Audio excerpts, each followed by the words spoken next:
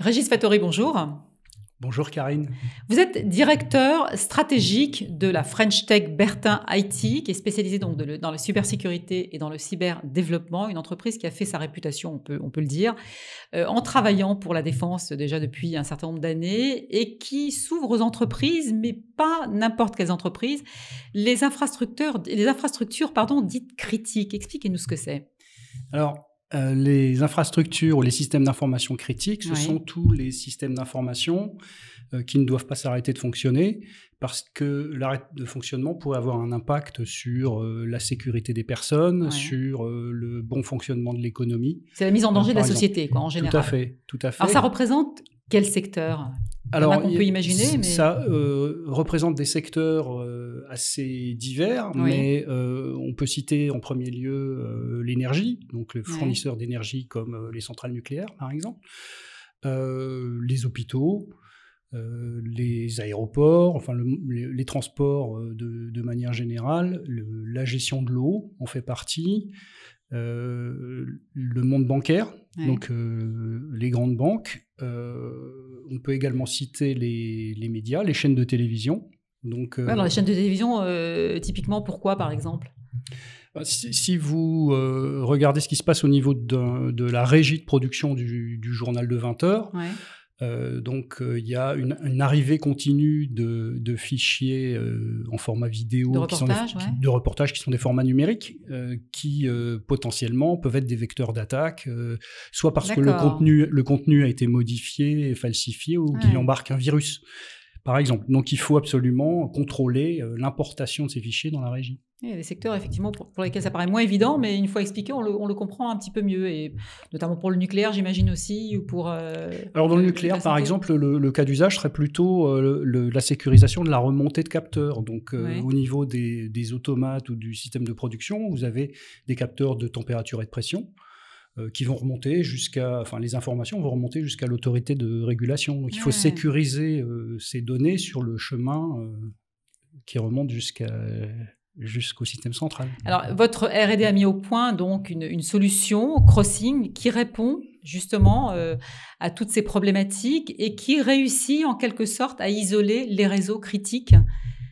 De quelle manière ? Alors, nous avons effectivement développé cette passerelle de sécurité qui s'appelle Crossing, qui a, on va dire, deux vocations. La première vocation, c'est de cloisonner complètement le réseau critique et isoler les ressources. Et deuxièmement, permettre, malgré cela, des échanges d'informations dans un sens comme dans l'autre, tout en vérifiant effectivement... Oui, parce que c'est ça le challenge. Il faut à la fois isoler, protéger, mais en même temps, il faut continuer à travailler. Les échanges. Absolument. Que les échanges importer des mises à jour, exporter des logs d'activité ou des remontées de capteurs. C'est le quotidien du fonctionnement. On ne peut pas faire sans. Alors quand on vous écoute, on se dit, enfin quand les entreprises, j'imagine, qui nous écoutent, effectivement, écoutent votre discours, on se dit qu'avec un pare-feu, est-ce qu'on est vraiment suffisamment protégé ? Alors un pare-feu, c'est un équipement qui est indispensable, notamment le système d'information est exposé à Internet. Alors, entre Internet et vos ressources, il faut impérativement mettre un pare-feu. C'est le basique. C'est le basique. C'est le voilà. En revanche, les ressources qui doivent ne jamais s'arrêter de fonctionner, celles-ci, vous les mettez dans un réseau à part. Et donc là, le pare-feu ne suffit pas. Donc, et c'est là où Crossing prend tout son sens. Absolument, absolument. Et ça répond à un certain nombre de bonnes pratiques, mais également de réglementations, puisque l'ANSSI, donc l'Agence nationale de la sécurité des systèmes d'information, définit très clairement la manière de cloisonner son réseau critique.